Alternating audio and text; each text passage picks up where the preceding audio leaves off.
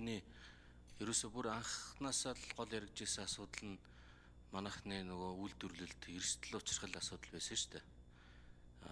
Эрсдэл байна. Нөгөө талдаа бол бидэнд худалдааны орон зайг нэмэгдүүлж байгаа, экспорт нэмэгдэнэ гэдэг эерэг дүн бас байна, давмгаалах юм аа л гэж дүгнэлт тайлбарлаад байгаа. Тэгээд миний ойлгож байгаагаар энэ яг худалдааны тэр эдийн засгийн ашигасаа гадна худалдааны олон улсын харилцагчдын тоог нэмэгдүүлэх ийм бодлогын шийдэл бас байгаад байна.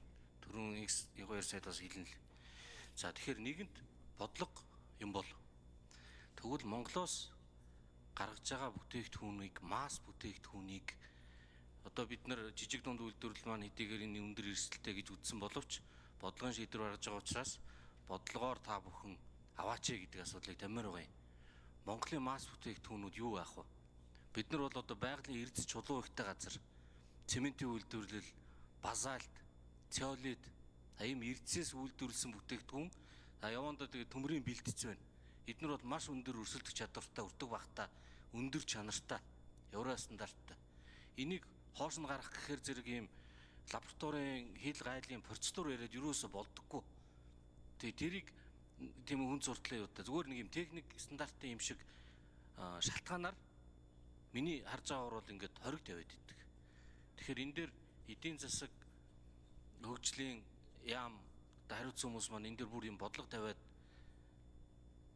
бодлогоор хамтарч ажиллаж байгаа бол та бүхэн процедурыг судлаа.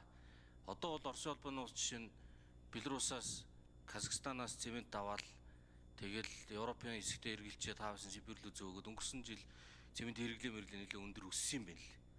Тэгэхээр энэ бүс нутагт нь ядаж ойрхон хажууд нь байгаа юм дээр Монголын бүтээгдэхүүнүүдийг оруул гэдэг ийм зүйлийг тамир байгаа юм.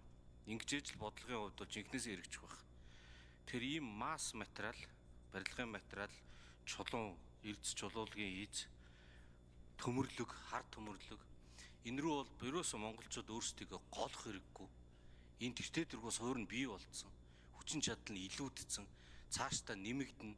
Технологи нь өндөр, өртөг нь бага. Оросын өөрсдийг нь хамтсан төмөр замтай.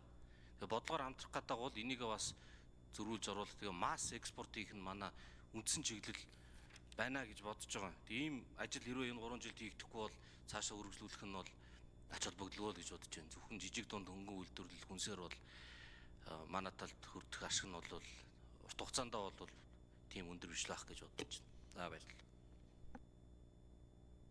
За үгэлээ. Одоо Нэмтаашрын Номтой хоёр гишүүн асуулт асууж